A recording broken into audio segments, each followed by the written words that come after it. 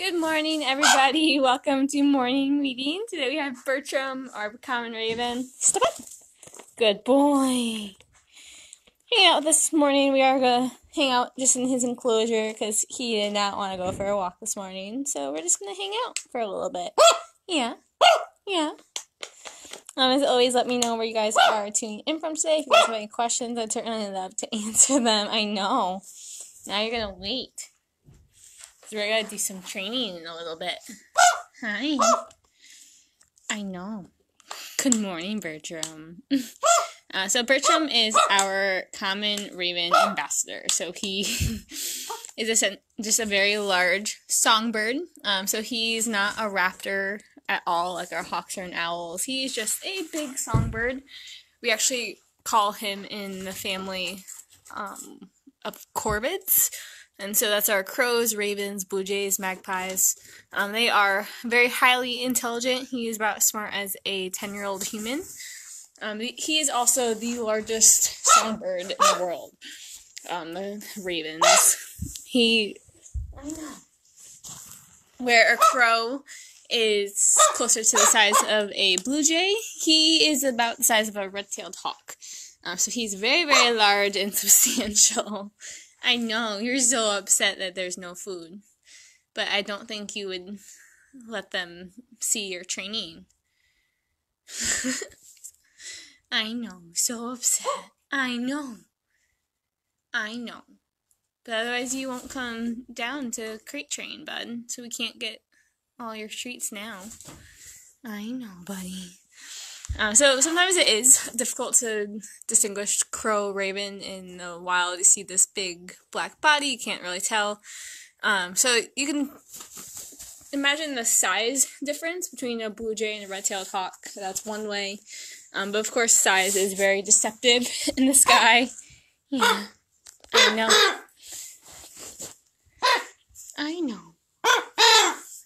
So that can be hard to tell, but you can, if you look at the tail and the wing shape, they are also different. So that's a couple other things that you can look at. They do have different calls as well, even though Bertram sometimes likes to talk like a crow. So he does make crow noises, which is quite funny to hear, but he does occasionally still talk like a raven, because he mimics the ones that hang out near us here at the Center for Wildlife. Even though he is imprinted on humans, so he doesn't really know what he is. With his size and that big strong beak, that's why it can be, that's why we do have the nice thick glove on for him to play with, and because that beak is very, very strong, but you don't really know what you are. I know. So Bertram came to us from Avian Haven up in Freedom, Maine, after someone had kidnapped him as a baby. So they had found him begging for food at their doorstep, and they tried to raise him on their own as a pet. But of course, I don't know if you guys can hear the click of his beak as he's biting and preening this thick leather glove. So that beak is very, very strong. Yeah, that's why we wear it for you. So he is about 2.5 years old now. He's been with us since he was about 6 months old. But because he is so smart, that's why he's still in training. He's too smart for his own good sometimes. Good morning, Kara. Hi, Dad. I know, Bertram. I know. Yeah, good boy, Bertram. Yeah.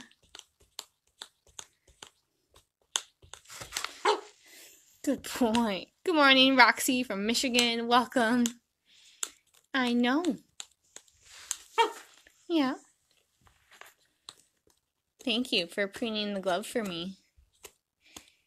So big and strong. So ravens, they are scavengers, so they will eat basically anything. We have not found something that Bertram will not eat. In the wild, whether that's dead, alive, we see them in trash a lot, so they'll eat fruits, veggies, eggs, dog food, cat food. He is on the predator side of the spectrum, so that is partially why he is still in training, because he doesn't really like enclosed areas, he doesn't like tight spaces. Hey! Really? Why'd you get a hole in there? I know. Like, I just want to nibble. Yeah. I know. I know. So he gets what we call a scavenger platter that he'll get, similar to our possums, gulls, with lots of different foods, because they'll eat anything in the wild. Hey, rude. That beak is very, very strong, so they can very easily take prey. I know. In the wild, they can very easily prey on, especially like turtle hatchery and stuff like that. That beak is very, very strong. Good morning, Tiffany. Good morning, Chuck from Rhode Island. Good morning, Lori from Connecticut. Welcome. Lori, so he is pecking the glove. It's so they would preen their family members when they're younger. They are not as social as crows. So you don't see them in those massive groups of thousands or so. But they still stop eating the glove. I know. So some of what you're seeing right now is him preening the glove. Some of it is him being upset that he's not getting breakfast right now. But when he's kind of pecking and twisting, like you see like that, that's him preening the glove. Kara, he was full grown when he came to us. So he was just about this size. Birds grow incredibly fast, and so I think a songbird from hatching to on its own is only a month or so, depending on the species. I know. So he, even though he was only 6 months old, he was full grown. Yeah, very, very chatty, very upset he's not having breakfast. Yes, very feisty, Tiffany. I know. I know. I know. I know, buddy. Like, where is my breakfast? He is so, so handsome, Chuck. I would definitely agree. When the sun hits him the right way, you can see he has an iridescence to him. So he gives off a bluish, purpley hue to him, which is so, so handsome. Yes, you are. I know. As I'm trying to watch him and watch for the the camera is right now, and how close he is to my phone, because you would definitely try to break my phone if given the option. Just take a nibble out of it. Yeah. Yeah. Yeah, that's why we wear the really thick gloves, Kara.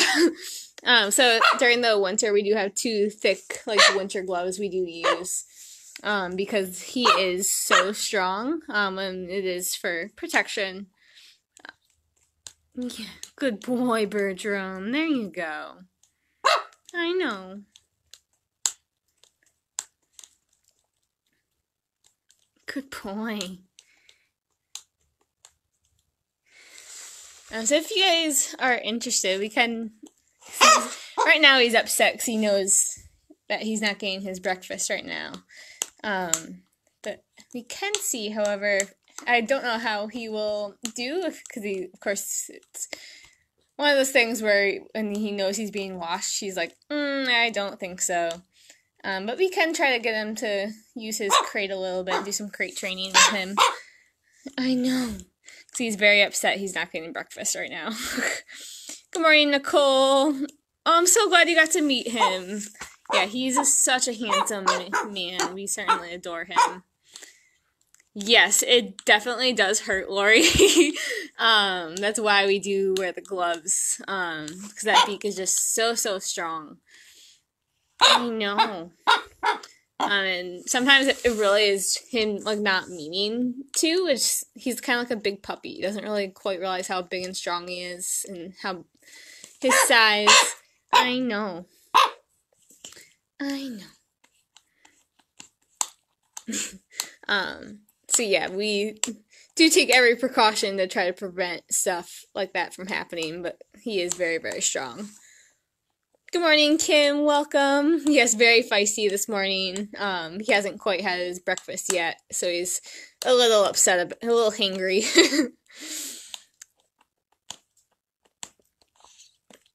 Oh, that's really cool, Tiffany. Yeah, I've never heard of that. We'll have to look.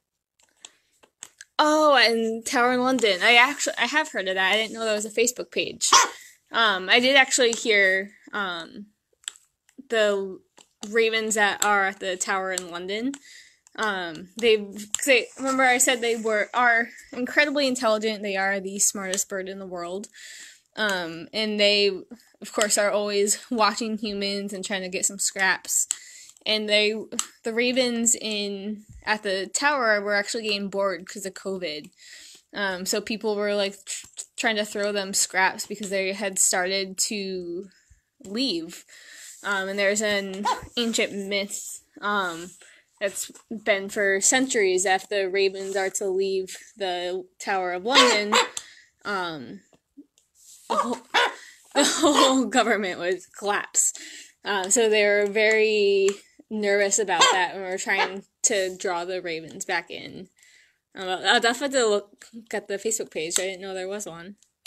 Good morning, Naomi from Rhode Island. So Lori, I was waiting to feed him, because I wanted to do some crate training with him today. And he is very food motivated. So and he knows that his breakfast is coming, but has a lot to say about it not being in his mouth right now. What's for breakfast, Gene? So he's getting some mouse, some dog food, an egg. I know. Some grapes. I know. And is he trying to get some food from the Glover, expressing displeasure at not getting his breakfast yet? It's a combination of that, and he is preening the glove part of this too. Like right now, this is preening, where he's taking those little nips and twists. So he's trying to preen the glove. Of course, we let him preen the glove because that's going to feel a lot better than on her skin. But he is also not overly thrilled about not having breakfast yet. And he will also, because we do glove feed him, so he steps up to the glove, and then, yeah. Will you step up? Are you gonna do it because there's no food, though? Bertram, step up. No, like, you don't have food. You don't have food. I know. What do you think, Bertram? You want some breakfast? Yeah, we can give you some breakfast. Hold on. Fine. Hold on, Bertram. I'm just gonna grab your breakfast.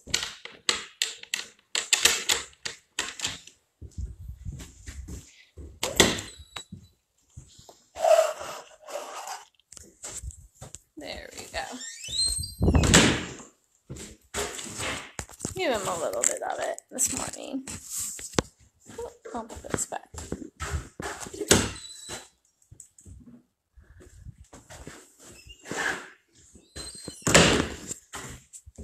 So he's gonna get some grapes, dog foods, a couple peanuts. Those are his favorite treats. An acorn. We'll see what he does with it. Okay, bud.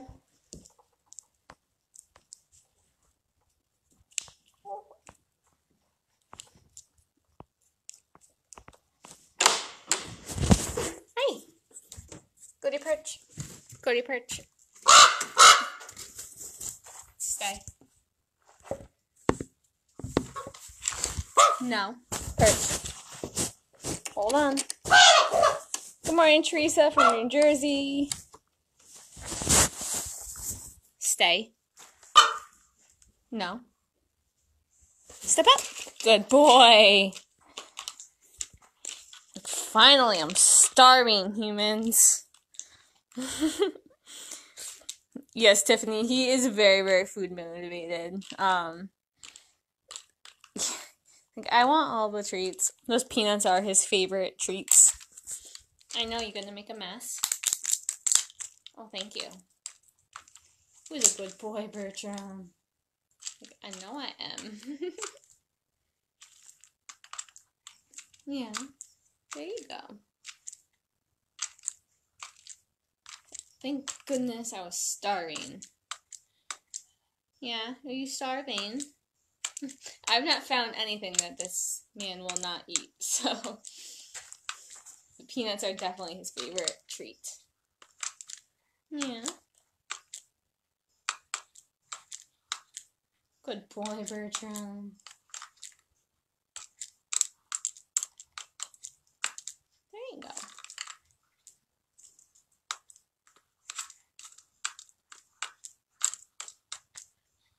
What do you think? All done. And he has all of that food. I don't think he swallowed any of it. So he has this cool little pouch, we call it, so right under his beak. As you can see, it kind of sticks out. So I don't think he swallowed any of that. He literally just put it into his pouch, and then he's probably going to jump off the glove and go hide it. There we go.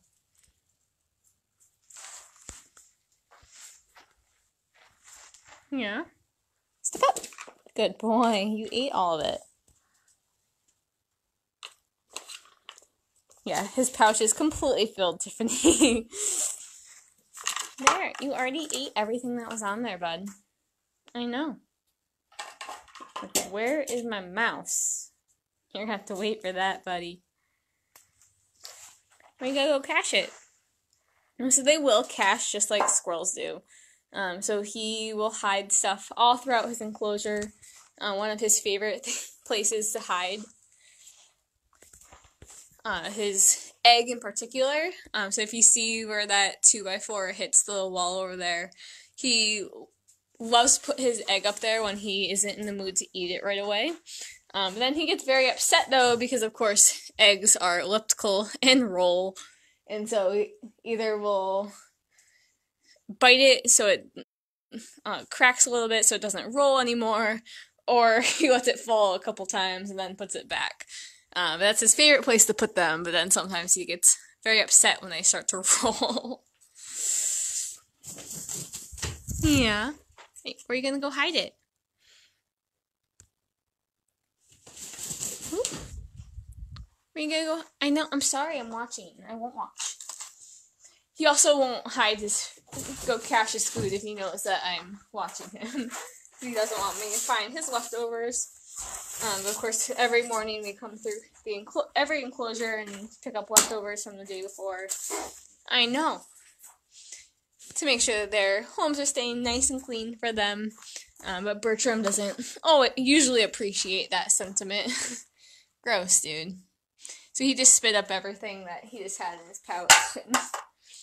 He's gonna re-eat it, because that's really lovely, bud.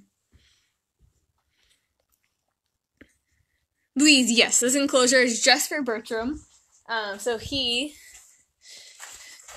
is pretty well flighted. So as far as we know, he should be full flighted. He's just imprinted on humans, and so he doesn't know he's Raven.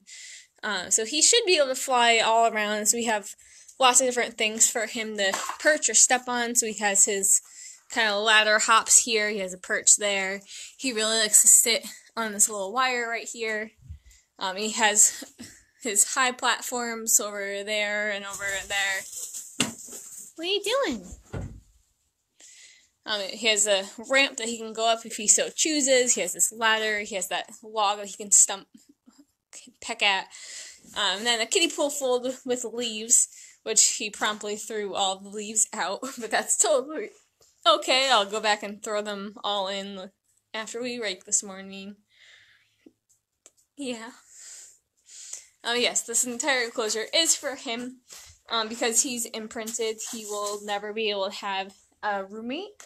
But one Raven is certainly enough of a training challenge right now, let alone two. So, especially an imprinted Raven. Because you're so smart. And you can cause your own trouble, that's for sure. Carrie, does he ever forget where he caches his food like Skeeter? No, he knows pretty well where he hides them. So if I get close to where he has a current cache, he will get very upset and tell me to go away and leave it alone. I'm not watching you, I promise.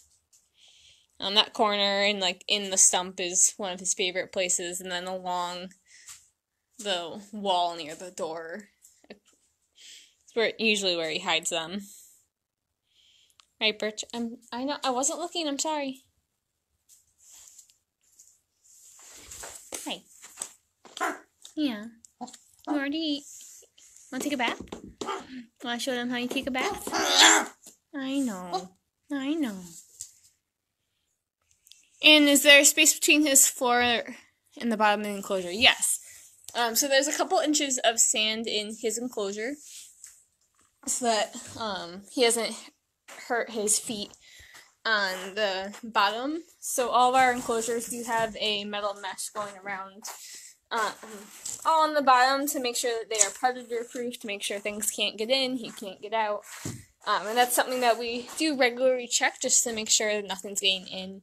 And then it's a constant battle of filling in. You can see on this side all the sand is falling through, and so it's a constant battle of refilling in up there and filling in with wood chips again. But yes. Good morning, Susan. Yes, caching his food as always. Yeah. Yeah. So chatty. Can you go to Perch? Like, no, you don't have food. Why would I do that? Teresa, if we got another imprinted raven, could they room together? No. Imprints of any species they can't live with anyone because they don't know what they are. So they wouldn't get along with another of their own species. And particularly because he is so strong, we would be worried about both of their safeties. Because he would be strong, another raven would be very strong, and you're very confused. So it would be a safety issue. So no, we would not put another raven with him ever. Alright. Good morning, Sue from Wyndham. Carrie, yeah, he's so hangry. Well, he's upset because he didn't get any of his mice, which is the biggest problem for him right now. I know. You want all your mice, and you don't get them right now. My bunny. So mad. He went for a walk over to our new building yesterday and walked around and got acquainted with walking through the building. So he did very, very well, but he definitely needs a break every couple days. So he only goes on walks a couple days a week. So otherwise he's like, I'm good. I just want to hang out. So that's okay. That's why we're hanging out in his enclosure today. What are you doing? Hi, Bertram. Do you have a peanut? Do you have a peanut? I know. Good boy. I know I don't have any treats. I'm sorry. We're gonna have to get a new glove soon for you. Because you're trying to put a hole in this one. That's just the peanut shell, bud. There's nothing there. I know. So strong, buddy. I know. I know. So much to say. All the time. I'm doing a number on this glove today, bud.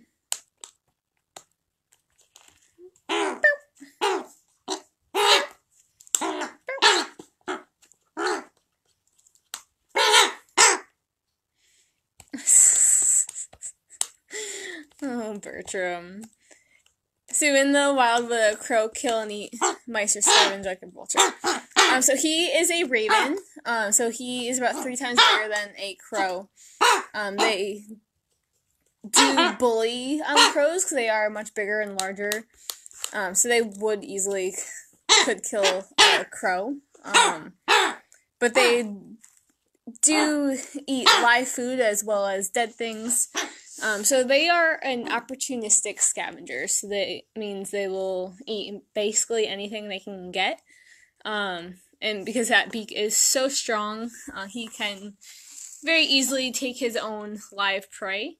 But he will, if it's something that's already dead and available, he will also eat that. But we also see them in our trash a lot just because they are opportunistic. So they will eat basically anything, dead, live, fruit, veggie, dog food, cat food, egg. They really don't care. So especially here on Mountain Road here at the Center for Wildlife, we have several ravens that like to hang out. Do you hear Caitlin? Yeah. She'll give me food. You're being mean and won't give me the rest of my food. So they do cause trouble sometimes and get into things that we don't always appreciate, but it's just because they are so smart. They're going to find the easy food that they can, and they're strong enough to do it, so. Oh, no problem, Susan. They do hunt, yes, and adapt very easily because they are very intelligent. So he knew, on average, they estimate the ravens are about as smart as a 10-year-old human. So he can recognize himself in a mirror. He knows voices. He knows the sounds of his handlers' cars.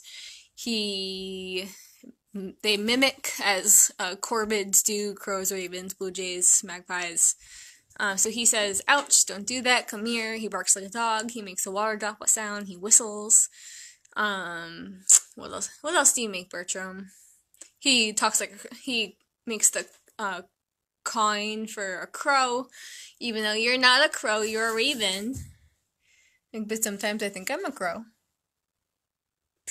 You goof. So yes, very smart, very easily adapt and solve problems for sure. What? Eagles are like that, will take other foods such as hunting for themselves. Yes. So funny thing about eagles, Chuck, they are not very good hunters. And eagles really like to eat fish. So they will very often bully ospreys and take their fish from them. Eagles are not these big, I mean, they are big and beautiful, but they're not the majestic American symbol that we really want them to be. They're not very good hunters. The call that we always hear over eagles and sometimes vultures, that really beautiful, really high keer sound that goes, keer, is actually a red-tailed hawk. Eagles definitely, they are scavengers as well, but they do like fish a lot as well. And if they don't have to, they certainly will not hunt for themselves. Yes, he does know his name, Susan. So he is Bertram, and just like all of our other ambassadors, we do teach him basic commands. Step up, perch, so that's his perch. He's currently learning up and down, so we'll have him go up his perches and then down or up and down the ladder. Good boy. I know. So very, very smart, needs constant enrichment and new toys and stuff. So you can see that rope over there has some tree cookies that he has destroyed. So we're going to have to replace that soon, something for him to play with. But so smart. And he's currently learning the command crate, and so I'll put his crate in here and he'll walk himself in, which is going to be really helpful. Yeah.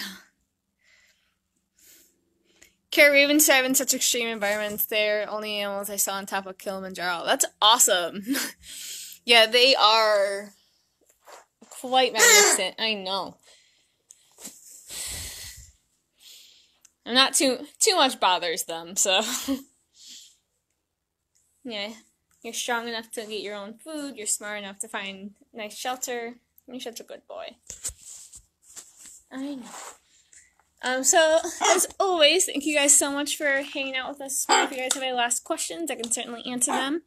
But otherwise, we are gonna go do a training session with Bertram, and hopefully he will decide he wants to hang out, but we'll see. You never know.